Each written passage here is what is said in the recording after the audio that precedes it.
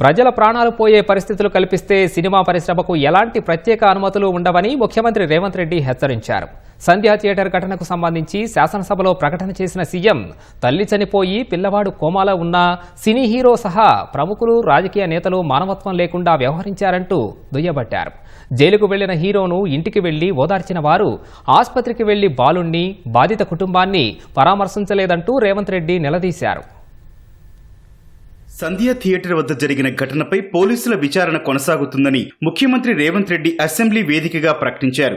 MIM శాసనసభ పక్షనేత అక్బరుద్దీన్ లేవనెత్తిన అంశంపై సీఎం సుదీర్ఘంగా వివరణ ఇచ్చారు. సంధ్యా థియేటర్ లోపలికి వెళ్లేందుకు బయటికొచ్చేందుకు ఒకే దారి ఉన్నందున సినీ ప్రముఖులు వస్తే ఇబ్బందులు తలెత్తుతాయని పోలీసులు అనుమతివ్వలేదని స్పష్టం చేశారు. అయినా పోలీసుల సూచనల్ని పట్టించుకోకుండా వాహనం రూఫ్ టాప్ నుంచే హీరో చేతులూపుతూ ర్యాలీ చేస్తూ థియేటర్కు వచ్చారని సీఎం వెల్లడించారు. థియేటర్ బయట తొక్కిసలాటలో తల్లి చనిపోయిందని, బిడ్డ పరిస్థితి విషమంగా ఉందని ఏసీపీ చెప్పినా థియేటర్ యాజమాన్యం, హీరో వెంట సిబ్బంది నిర్లక్ష్యంగా వ్యవహరించారని సీఎం ఆగ్రహం వ్యక్తం చేశారు. నేరుగా డీసీపీ రంగంలోకి దిగి లాఠీచార్జ్ చేయాల్సి వస్తుందని హెచ్చరించడంతో హీరో థియేటర్ నుంచి వెళ్లిపోయారని రేవంత్ రెడ్డి తెలిపారు. ఎప్పుడైతే హాస్పిటల్లో తల్లి చచ్చిపోయిన పిల్లగాడు కూడా ఆల్మోస్ట్ చావు నోట్లో ఉన్నాడు అని తెలిసి పోలీసులు వచ్చి ఏసీపీ వెళ్ళి చెప్పడానికి పోతే థియేటర్ సిబ్బంది లేదు హీరో దగ్గరికి వెళ్ళడానికే వీళ్ళని చాలాసేపు పోలీసులను కూడా హీరో దగ్గరికి పోనీయలేదు అధ్యక్ష, వాళ్ళ ప్రైవేట్ వీళ్ళు. చివరికి ఏసీపీ కోపం వచ్చేసి మిమ్మల్ని అందరిని తీసి లోపల వేయాల్సి వస్తా అని చెప్పిపోయి హీరోకు ఏసీపీ క్లియర్గా ఇద్దరు చనిపోయినరు, మీరు ఇక్కడ కూర్చుంటే థియేటర్లోనగా థియేటర్ బయట ఉన్న వేలాది మంది ఈ సినీ అభిమానులను మేము కంట్రోల్ చేయలేకపోతున్నాం, ల్యాండ్ ఆర్డరు శాంతి భద్రతలు చేయి దాటిపోయినాయి, మేము లాఠీ చార్జ్ చేయాల్సిన పరిస్థితి ఉంది, మీరు దయచేసి వెళ్ళిపోండి, వచ్చిండ్రు చూసిన కదా వెళ్ళిపోండి అంటే, లేదు నేను సినిమా అయిపోయే వరకు ఇట్లే కూర్చుంటానని పోలీసులతో చెప్పిండని సిటీ కమిషనర్ నాకు చెప్పడం జరిగింది అధ్యక్ష.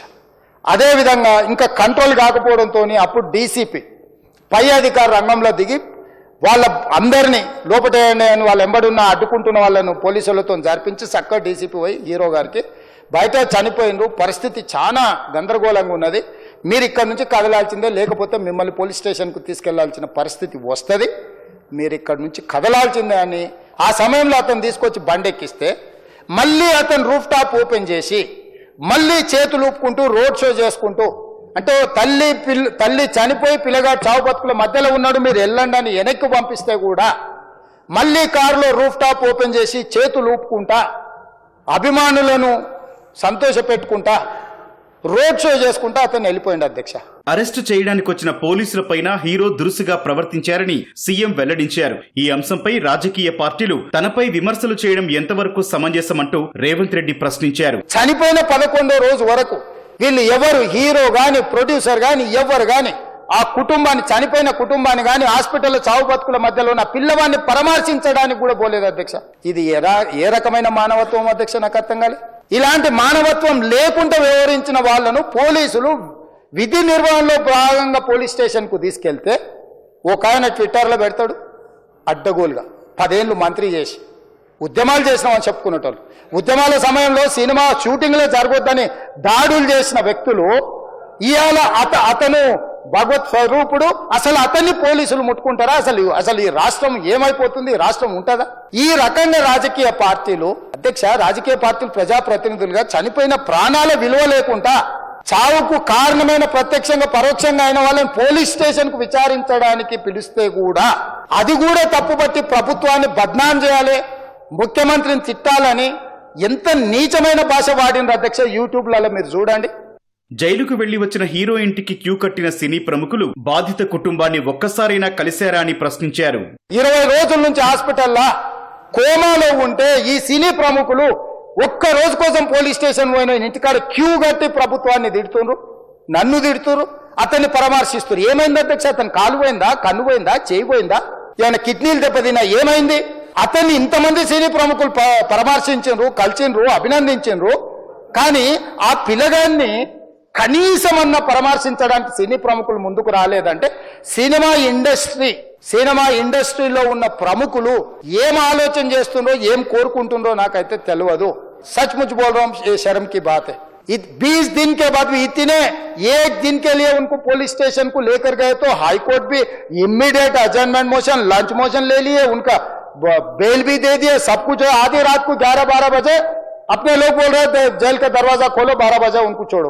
अरे भाई कहाँ है प्रोविजन, कहाँ से छोड़ू मैं? अगर आधी रात को 12 बजे किसी को जेल से छोड़ने का कोई लॉ है तो बोलो, मैं भी लागू करता हूं। इतने फिल्म स्टार कोई भी दवाखाना तक नहीं गया, छोटे बच्चे को नहीं देखा अकबर साहब। ये अफसोस की बात है, शर्म की बात है। సినీ ఇండస్ట్రీలో ఉన్న ప్రముఖులు ఏం కోరుకుంటున్నారో తెలియడం లేదన్న సీఎం, వారు వ్యాపారాలు చేసుకోవచ్చు కానీ ప్రాణాలతో చెలగాటమాడితే సహించేది లేదని తేల్చి చెప్పారు.